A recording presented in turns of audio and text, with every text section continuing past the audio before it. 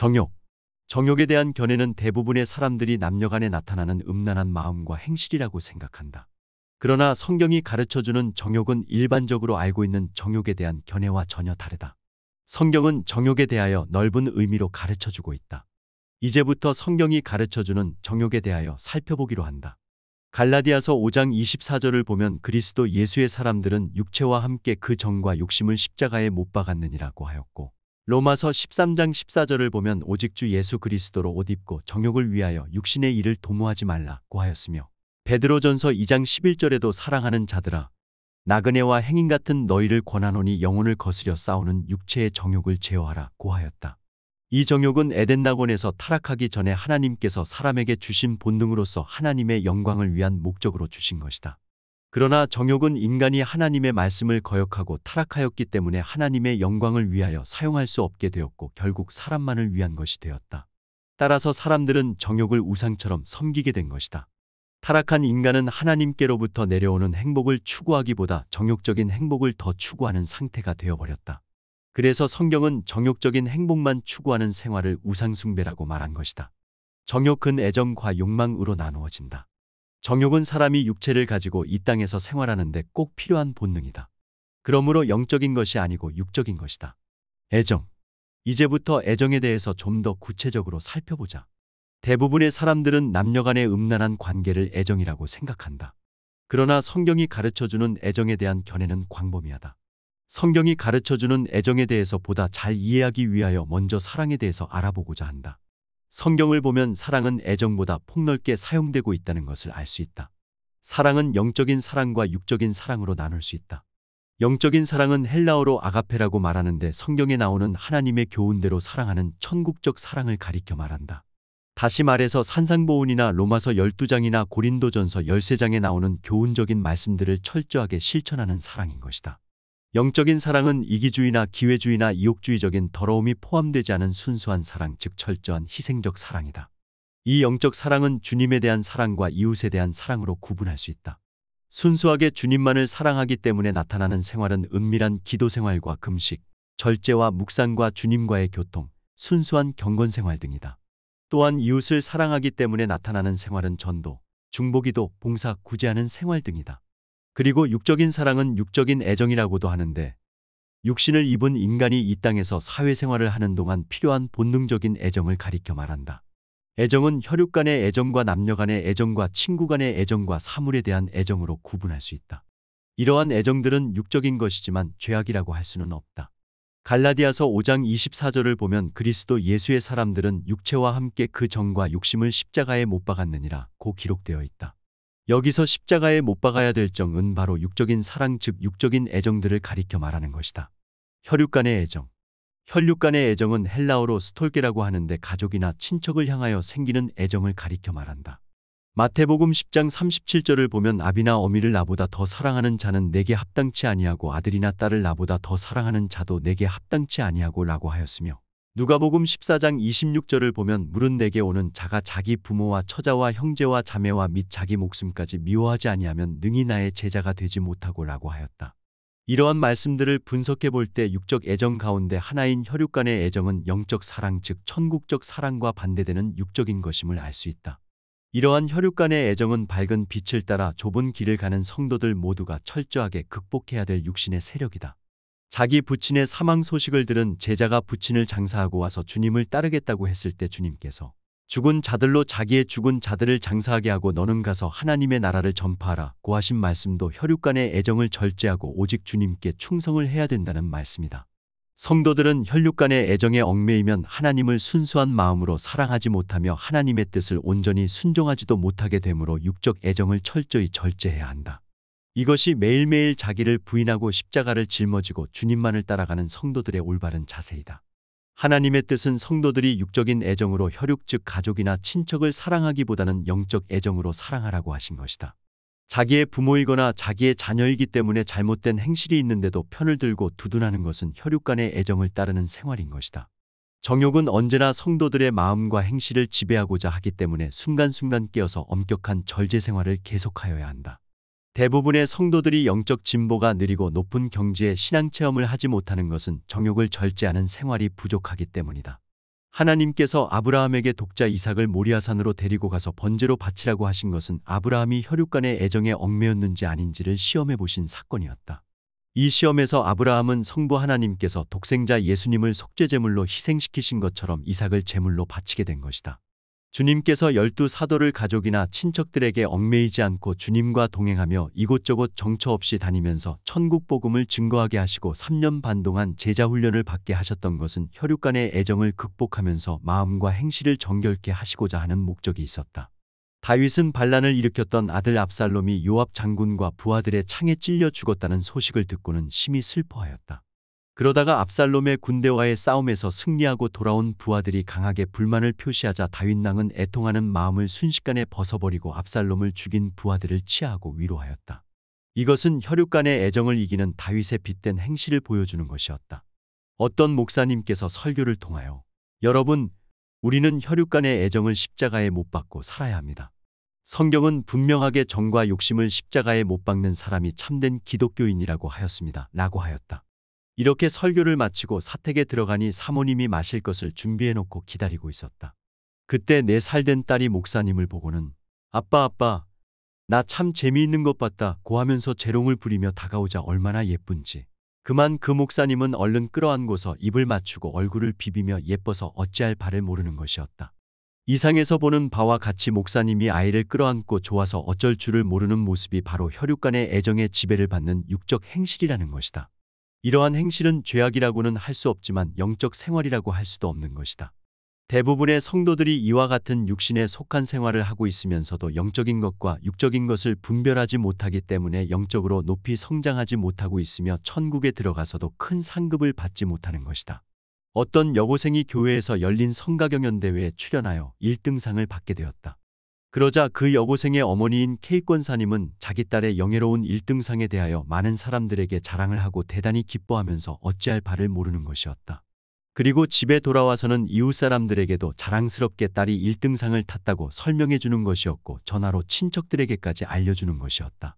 이상의 내용을 분석해 볼 때 K 권사님은 자기 딸에 대한 혈육의 정에 얽매여 자랑하고 기뻐하며 만족해하는 마음과 행실을 나타내고 있는 것이다.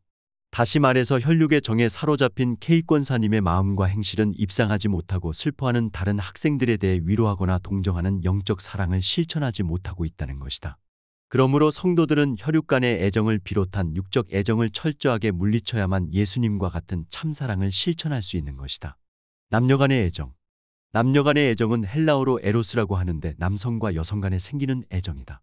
이 남녀 간의 애정은 음란성과 성욕과 합동하여 온갖 음란한 죄악의 열매를 맺게 한다. 특히 성도들은 부부 간의 애정도 남녀 간의 애정에 속한 것이므로 철저하게 절제하며 주님만을 더욱 사랑하기 위한 경건훈련을 해야 한다. 완덕을 향하여 정진하는 성도들은 주님만을 사랑하기 위하여 남녀 간의 애정을 철저하게 버리고 멀리할 때 빠르게 영적 진보를 이룰 수 있으며 천국에서 큰 상급을 받게 되는 것이다. 그리고 마귀들은 성도들로 하여금 이와 같은 육적 애정들의 지배를 받게 하여 영적으로 병들게 하고 마지막에는 멸망하도록 미혹한다. 성도들은 후 3년 반 환난 때 적그리스도와 거짓 선지자들도 정욕적인 미끼를 가지고 미혹할 것이므로 용감하게 끊고 버리는 훈련을 받아야 한다. 교역자들은 연애 혹은 남녀 간의 친교 문제에 대하여 지혜롭고도 엄격하게 가르쳐야 할 필요가 있다. 어떤 청년이 교회에 나올 때마다 성가대원 중에서 노래를 잘하고 용모가 아름다운 한 처녀에게 마음이 이끌려 열심히 신앙생활을 하게 되었다. 그러다가 가끔 만나서 대화를 나누게 되고 점점 더 좋아하는 마음이 생겼다.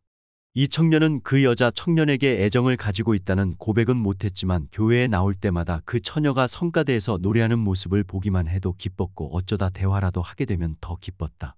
그러다가 함께 길을 걷게 될 경우에는 더 큰 행복감을 느끼게 되었다. 그래서 그 청년은 그 처녀에게 좋은 평가를 받고 싶은 마음 때문에 열심히 기도하고 찬송, 구제, 봉사 등 모범적인 신앙생활을 하게 되었다. 이러한 생활이 한동안 계속되었는데 갑자기 그 여자 청년이 먼 곳으로 이사를 가게 되어 교회를 떠나버렸다. 이렇게 되자 그 청년은 실망한 나머지 믿음은 식어버리고 교회에 다니는 재미를 잃어버리게 되었다. 이상과 같은 사실을 분석해 볼 때 그 청년이 교회에 열심히 다니고 재미있는 신앙생활을 하게 된 것은 순수한 신앙이나 주님께 대한 순종이 아니었고 단지 용모가 아름답고 노래를 잘하는 처녀에 대한 애정 때문이었다는 것을 알 수 있다. 결국 그 청년은 모범적인 신앙생활을 한 것 같이 보였지만 사실은 남녀 간의 애정이라는 우상을 숭배하는 생활을 하였던 것이었다. 남녀 간의 애정은 대표적인 것이 부부간의 애정이라고 할 수 있다. 이 부부간의 애정 때문에 많은 성도들이 영적 진보를 이루지 못하고 있다. 조금 먼 지역에 일하러 갔다가 늦게 귀가한 남편을 보고 아내가 아니 당신 어쩌면 그렇게 전화 한 번도 안 해요 하면서 투정을 한다든가 방에 들어오자마자 남편을 껴안는다든가 때로는 애교를 부리는 여자 성도들이 있다. 이런 경우에는 목소리부터 달라져 코먹은 소리를 내면서 남편의 마음을 자극시키기도 한다. 이와 같은 행실들은 모두 남녀 간의 애정에 지배받는 모습이다. 성도들은 주님만을 사랑하고 영적으로 빠르게 성장하기 위해서 이와 같은 육적 행실들을 부끄러워하며 절제하는 생활을 열심히 해야 한다. 어떤 목사님이 수요일 예배를 마친 후에 사택에 가서 보니 전화요금 청구서가 5만 원이 넘게 나온 것을 보고는 사모님에게 내일 전화국에 가서 무엇 때문에 이렇게 많은 전화요금이 나오게 되었는지 알아보고 지난 한 달 동안 전화 사용한 명세서를 확인해보고 오라고 하였다. 그리고 목사님은 다음날 볼 일이 있어서 아침 일찍 연락처를 사모님에게 알려주고 떠나게 되었다. 그날 오후에 사모님으로부터 온 전화를 받아보니 전화국에 가서 안내하는 사람에게 왜 전화요금이 많이 나왔느냐고 문의하자 그 사람이 다른 일로 바빠서 퉁명스럽게 모른다고 대꾸하기에 언쟁을 하다가 마음이 상해서 그냥 돌아왔다는 것이었다. 그 말을 들은 목사님은 사모님이 전화국에 가서 일을 잘못 처리한 것을 알고 답답해하면서 즉각적으로 책망하기를 아니 이 사람이 일을 그렇게 멍청하게 처리하면 어떻게 하자는 거요. 그렇게 그냥 돌아오려면 무엇하러 전화국까지 갔었소 라고 하였다. 그렇게 전화를 끝낸 후 그 목사님은 자신이 사모님에게 순간적으로 혈기가 섞인 말로 책망하였다는 것을 깨닫고 부끄러워하면서 회개하였다고 한다. 이상에서 이 목사님이 사모님에게 쉽게 혈기를 내게 된 것은 사모님에 대한 육적 애정이 있기 때문이다. 만약에 그 사모님이 목사님의 아내가 아니고 다른 사람이었다면 목사님이 그렇게 거칠게 대할 수 있었겠는가? 아마도 마음으로는 답답해도 온유하게 그렇게 됐습니까? 수고하셨네요. 혹시 마음에 그 일로 인하여 상처를 받지 않으셨나요? 라고 하였을 것이다. 그러나 그렇게 하지 못하고 목사님이 사모님에게 퉁명스럽게 대한 것은 부부간의 애정과 포악성 그리고 아집성의 지배를 받아 나타난 육적 행실이라는 것이다. 이와 같은 경우에 성도들은 가정에서 아내나 남편이나 자녀들을 대할 때 남녀 간의 애정이나 혈육 간의 애정에 지배받지 않도록 하기 위하여 서로 존대하는 생활을 해야 한다.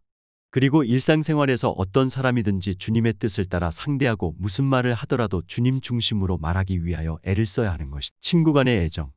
친구 간의 애정은 헬라어로 휠레오라고 하는데 가족이나 친척이 아닌 사람들 중에서 친밀한 관계를 가진 사람들을 대상으로 생기는 애정이다. 사제지간이나 동기동창, 소꿉동무, 이웃사촌, 직장의 동료들, 각종 모임의 회원들이나 소속된 사람들을 향하여 생기는 애정은 모두 친구 간의 애정이다. 그리고 초등학교나 중학교, 고등학교, 대학교 동창들을 주님의 뜻과 관계없이 만나고 싶어하는 마음과 만났을 때 주님과 관계없이 아주 반가워하고 좋아하는 마음을 친구 간의 애정이라고 한다. 성도들은 육적 애정 가운데 하나인 친구 간의 애정에 지배당하지 않도록 하기 위하여 늘 최선을 다하여야 한다. 친구들과 만났을 경우에는 정욕적이고 사사로운 대화보다도 항상 친구를 영적으로 잘 되게 하기 위하여 전도를 하거나 빛에 대한 진리를 가르쳐 주거나 신앙적인 대화를 나누는 것이 천국적 사랑이며 친구 간의 애정에 얽매이지 않을 수 있는 것이다. 그리고 성도들은 친구를 만날 때 주님에 대한 사랑보다 친구 간의 애정 때문에 만나기를 좋아하고 이야기 나누기를 좋아하며 반가워하는 감정에 빠지기 쉬우므로 순간순간 이것이 영적 행실인가 육적 행실인가를 분별하면서 주님께서 기뻐하시지 않는다면 자주 만나는 것도 삼가도록 해야 한다.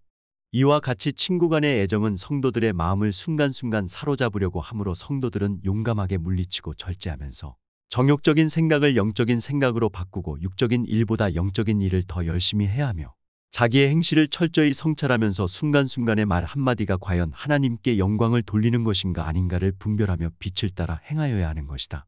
이러한 애정 자체는 죄악이 아니다. 그러나 친구 간의 애정은 육에 속한 것이므로 좁은 길을 가는 성도들은 주님만을 사랑하고 순종하기 위하여 순간순간 엄격하게 절제하며 극복해야 할 것이다. 이와 같이 친구 간의 애정을 하나님의 은총을 힘입어 절제할수록 영적 진보가 빠르게 되고 행실이 정결케 되는 것이다. 마태복음 16장을 보면 가이사랴 빌립보 지역에서 사도 베드로가 예수님께 주는 그리스도시요 살아계신 하나님의 아들이십니다 라는 신앙 고백을 한 사건이 기록되어 있다. 그때 베드로의 신앙 고백을 들으신 예수님께서는 내가 네게 이르노니 너는 베드로라. 내가 이 반석 위에 내 교회를 세우리니 음부의 권세가 이기지 못하리라. 내가 천국의 열쇠를 내게 주리니라고 축복의 말씀을 주셨다.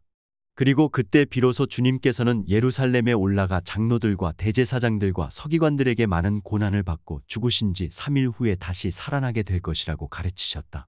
그 순간 베드로가 주님을 붙들고 주여 그리 마옵소서 이 일이 결코 주님께 미치지 아니하리이다 라고 말하면서 반대 의사를 나타내었다. 그러자 예수님께서 베드로에게 사단아 내 뒤로 물러가라 너는 나를 넘어지게 하는 자로다. 내가 하나님의 일을 생각지 아니하고 도리어 사람의 일을 생각하는도다 라고 책망하셨다. 그리고 제자들에게 교훈하시기를 아무든지 나를 따라 오려거든 자기를 부인하고 자기 십자가를 지고 나를 좇을 것이니라고 하셨다.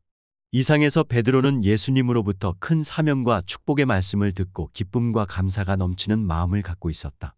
그때 주님께서 십자가에 못 박혀 비참하게 죽으실 것에 대한 장래일을 예언하시자 결코 그런 일이 생겨서는 안 된다고 하면서 강하게 만류하였다. 그러자 예수님께서는 베드로를 사단이라고 책망하시면서 자기를 부인하고 십자가를 지고 주님을 따라와야 한다고 강조하셨다. 그러나 베드로는 분명히 사단이 아니고 사람이다. 그런데도 주님께서 사단이라고 책망하신 것은 십자가에 못 박히셔야만 모든 죄인들을 구원하시고자 하는 하나님의 큰 뜻을 이루시게 되는데 사단은 예수님의 하시는 일을 방해하고자 하기 때문에 그러한 사단의 의도와 베드로의 반대하는 말이 일치되므로 주님께서 사단아 물러가라고 하신 것이었다. 다시 말해서 베드로가 사단의 계시를 받은 것은 아니었지만 예수님께서 십자가에 못 박혀 죽으심을 반대하는 입장은 똑같았기 때문에 사단이라고 하신 것이다. 이때 베드로는 제자와 스승 간의 애정 즉 친구 간의 애정과 아집성의 지배를 받고 있었기 때문에 자기를 축복해 주신 예수님께서 죽으신다는 것이 싫었던 것이다. 그러나 예수님께서는 십자가에 못 박혀 죽으셔야만 많은 사람들을 구원하게 되고 천국 건설 사업을 완성하시게 된다는 사명감 때문에 베드로에게 사단아 물러가라 고 하시면서 책망하신 것이다. 예와 이 어떤 목사님들이 정기적인 모임을 갖게 되었는데 처음에는 서로 친분이 가깝지 않았기 때문에 순수하고 건전한 마음으로 만나서 모임을 진행하였다. 나중에 친분이 두터워지자 친밀한 감정이 생겨 지켜야 할 덕을 잃어버리고 서로 반말을 주고받는 경우도 있었고 조심해야 될 말을 가볍게 함으로써 시험과 갈등에 빠지는 경우도 있었다. 그때 그 모임 가운데 함께 있었던 영성지도자인 K 선생님은 친구 간의 애정을 조심해야 합니다 라고 말씀하셨는데 그럴 때마다 목사님들은 잘못된 점을 깨닫고 회개하는 일이 여러 차례 있었다. 이와 같이 사람들을 자주 만나고 친분이 두터워지면 친구 간의 애정이 강하게 마음을 지배하여 조심성을 잃어버리고 덕을 세우기보다는 부덕한 행실을 나타내는 경우가 많다. 그러므로 성도들은 순간순간의 생활 속에서 중심에 예수님만 사랑하는 마음을 가지고 생각이나 감정이나 의지 그리고 말과 행동을 철저하게 조심해야 한다. 그리고 늘 예수님의 뜻을 벗어나지 않기 위하여 언제나 조심성을 가지고 있지 않으면 친구 간의 애정에 얽매이기 쉽다. 사물에 대한 애정. 사물에 대한 애정은 사람을 향하여 나타나는 것이 아니고 사물을 대상으로 생기는 애정이다. 스포츠, 관광, 음악, 지식, 낚시, 등산, 오락, 좋은 주택, 좋은 가구, 좋은 자동차, 좋은 의복, 좋은 음식, 독서, 만화, 무협지, 드라이브, 에어로빅, 무술, 마약, 화투놀이, 도박, 전자오락, 바둑, 장기, 정치 문제, 잡지, 골프, 사우나, 영화, 텔레비전, 비디오, 컴퓨터 등을 좋아하고 쾌락을 추구하면서 깊은 관심에 빠지게 되는데 이것이 사물에 대한 애정이다.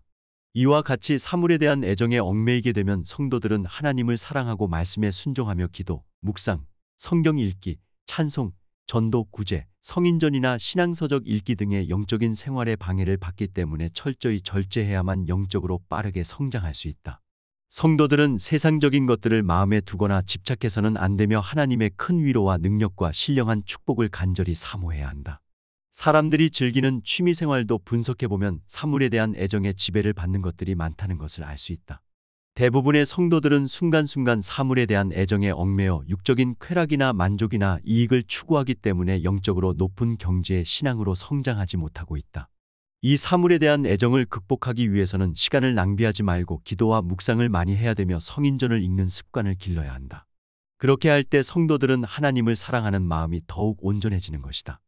S교회의 K 목사님이 설교 중에 스포츠에 관한 이야기를 하면서 그 내용을 예화로 들어 설명하기를 나는 운동 경기 중에서도 권투 경기를 좋아합니다. 얼마 전에 텔레비전에서 중계해준 세계 타이틀 매치에서 보니까 챔피언이 도전자를 8회에 물리쳐서 이겼는데 얼마나 신사적이었는지 모릅니다. 상대방이 복부를 맞아 쓰러지자 중립 코너로 가서 가만히 서서 기다리고 다시 일어나면 또 싸우고 하는데 게임이 얼마나 신사적이었는지 모릅니다. 우리 기독교 신자들도 그 권투 선수처럼 신사적이어야 합니다. 라고 하였다. 이 설교를 통해서 K 목사님은 안타깝게도 텔레비전 보는 것을 좋아하는 정욕에 빠져 있다는 것을 알 수 있다. 다시 말해서 설교를 잘하고 큰 교회를 맡아 목회하시는 분이지만 생활의 구석구석에는 아직도 사물에 대한 애정의 지배를 많이 받고 있다는 말이다. 그러므로 성도들은 항상 성령의 인도하심을 따라 자기의 마음과 행실을 성찰하면서 사물에 대한 애정에 빠지지 않도록 노력해야 한다. 교회에서 성도들이 기회만 주어지면 놀러다니기 좋아하고 야유회나 친목을 위하여 여러 기관들이 관광을 즐기는 것도 사물에 대한 애정에 얽매인 육적 행실이다. 충청도에 있는 어떤 교회에서 있었던 일이다. 그 교회에 장로님들이 세 분이 있었는데 장로연합회에서 공문이 오기를 이번 장로연합회의 모임을 제주도에서 갖게 되었으므로 각 교회에서 장로님들에게 여비를 지급하여 참석하게 해달라는 협조사항이 기록된 내용이었다. 그래서 세 분 장로님들이 교회에서 여비를 받아가지고 제주도 여행을 다녀오게 되었는데 그 사실을 알게 된 몇몇 집사님들이 반발을 하면서 우리도 교회에서 돈을 타가지고 여행이나 다니자고 하였다. 그러자 교회에서 집사님들에게도 여행하도록 약간의 여비를 나누어 주었다고 한다. 그런데 그 액수가 적다고 소란을 피우는 등 그 교회에서는 그 문제 때문에 적지 않은 시험이 있었다고 한다. 이러한 내용을 분석해보면 장로님들이나 집사님들 모두가 사물에 대한 애정에 깊이 빠져 있다는 것을 알 수 있다. 성도들이 친목과 단합을 빙자해서 놀러가거나 벚꽃놀이라든가 딸기밭이나 포도밭에 가서 야유회를 하자고 말을 하는 것도 영적으로 순수한 동기를 따라 하는 경우도 있지만 대부분 사물에 대한 애정의 지배를 받으면서 주장한다는 것을 알 수 있다. 성도들은 순간순간 사물에 대한 애정 때문에 마음을 빼앗겼거나 시간을 허비했거나 경건 생활을 제대로 하지 못했을 경우에 오 주님, 용서해 주옵소서. 제가 육신에 속한 생활을 하였습니다. 귀중한 시간들을 헛된 것들에게 빼앗기고 말았습니다. 용서하여 주옵소서 라고 하면서 회개 생활을 철저히 한다면 영성 생활의 진보를 위해서 큰 유익이 될 것이다.